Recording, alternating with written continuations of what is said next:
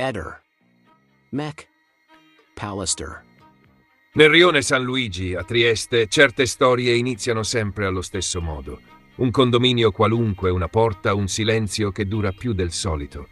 Poi qualcuno chiama, qualcuno non risponde e all'improvviso quella normalità di scala e pianerottolo si trasforma in una scena che non ti levi più dalla testa.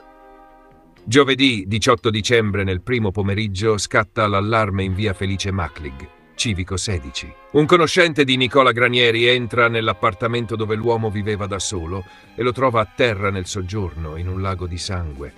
Chiama i soccorsi, ma per i sanitari non c'è nulla da fare. Da quel momento l'aria cambia. Arrivano squadra mobile e polizia scientifica, si muove la procura, si lavora per ore dentro e fuori casa e ogni dettaglio smette di essere un dettaglio. All'inizio, come succede spesso in questi casi, la prima domanda è brutale e semplice: caduta o violenza? Una ferita alla testa può voler dire tante cose. Solo che qui, fin da subito, ci sono troppi particolari che non suonano come la classica disgrazia domestica. L'appartamento, secondo quanto si apprende, presenta cassetti aperti e ante di armadi spalancate. Non il caos totale di un uragano, ma nemmeno la quiete di una giornata normale. Dentro si parla di un passaggio che sembra più una ricerca che un disordine casuale. E intanto prende corpo un dettaglio che pesa. Nell'appartamento sarebbe stata comunque rinvenuta una notevole quantità di denaro. Un particolare che, da solo, basta complicare la scorciatoia della rapina pulita e chiusa.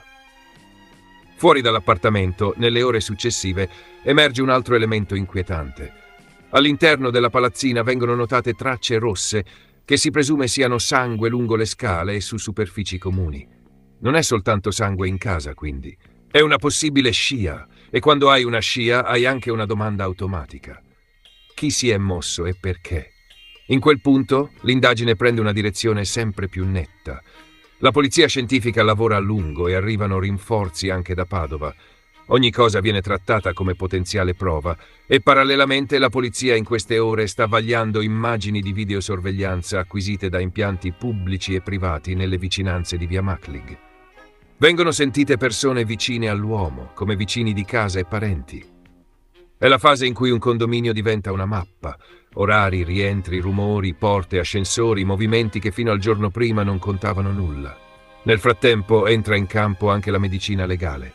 Sabato 20 dicembre, in tarda mattinata, all'obitorio civico di via Costalunga inizia l'autopsia sul corpo di Granieri, disposta dalla procura ed eseguita dalla medico legale Raffaella Vetrini dell'Istituto di Medicina Legale di Trieste.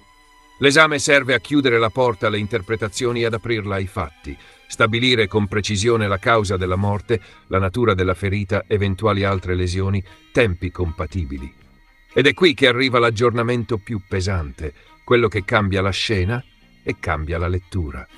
Secondo ricostruzioni riportate da fonti giornalistiche, Granieri sarebbe stato ucciso con un colpo di pistola a bruciapelo alla tempia, con una bruciatura a testimoniarlo. Si parla anche di un foro di uscita del proiettile e di una traiettoria che avrebbe terminato la corsa conficcandosi nella televisione. Se questo quadro verrà confermato dagli accertamenti, la vicenda esce definitivamente dal terreno del dubbio e si pianta su quello del delitto. C'è poi il tema del quando, perché anche il tempo diventa un sospettato. Il corpo viene trovato nel pomeriggio di giovedì, ma l'ipotesi è che l'uomo sia stato ucciso nella mattinata di quello stesso giovedì 18 dicembre.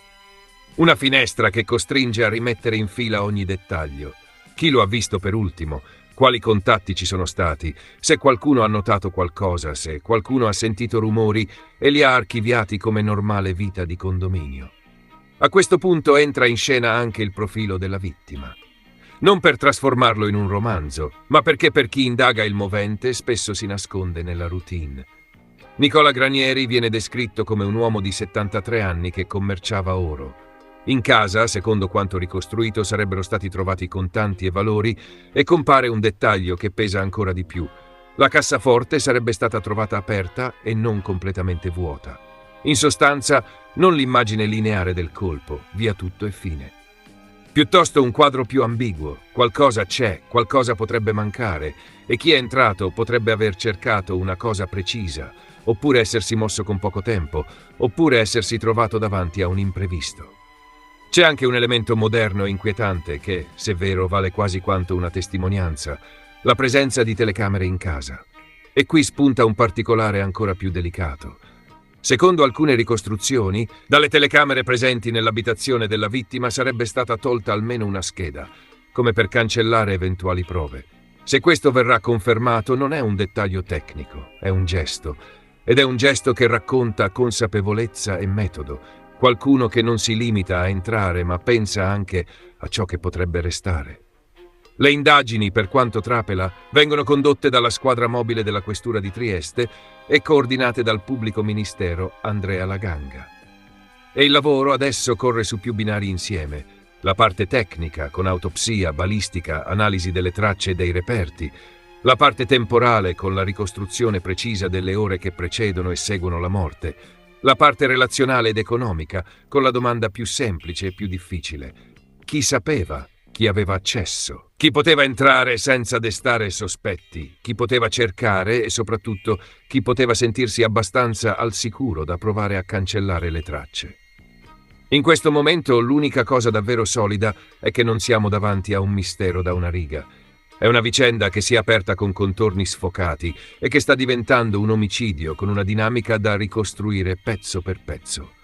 Un appartamento al primo piano, una palazzina che parla attraverso macchie e ricordi, una cassaforte aperta ma non svuotata del tutto, videosorveglianza di zona al vaglio e un colpo a bruciapelo che, se confermato in tutti i dettagli, indica un gesto mirato e definitivo. Il resto lo diranno i riscontri. E in questi casi i riscontri arrivano sempre nello stesso modo, non con una grande rivelazione, ma con tanti piccoli chiodi piantati nel legno fino a costruire una sola versione possibile. Nelle ultime ore sono emersi alcuni elementi in più che aiutano a stringere il quadro. La scientifica sta analizzando anche macchie e tracce ematiche rilevate all'esterno dell'appartamento e lungo la tromba delle scale fino ai piani superiori, per capire se siano collegate ai minuti dell'aggressione o a spostamenti successivi. Dalle ricostruzioni raccolte finora, il corpo sarebbe stato trovato da un conoscente che avrebbe avuto le chiavi di casa. Dettaglio che diventa centrale quando si prova a capire chi potesse entrare senza forzature e senza attirare attenzione. Sul fronte del movente, oltre alla presenza di contanti e valori, alcune testimonianze parlano di un patrimonio custodito in casa superiore al 1.000.000 tra denaro, oro e orologi, con riferimento anche a una trentina di Rolex Daytona. Una parte sarebbe stata portata via, ma molto sarebbe rimasto nell'abitazione, compresa una cassaforte. Questo, insieme all'idea di un gesto mirato e alla possibile gestione delle tracce, alimenta l'ipotesi di un'azione condotta con lucidità e competenza, tanto che in ambienti investigativi si ragiona anche su dinamiche non riducibili alla rapina classica. Resta inoltre in evidenza la presenza di sistemi di allarme e telecamere collegati al telefono e si continua a lavorare su eventuali riprese esterne utili a ricostruire arrivi e uscite nelle ore cruciali. Ehi, non dimenticare di iscriverti a questo canale.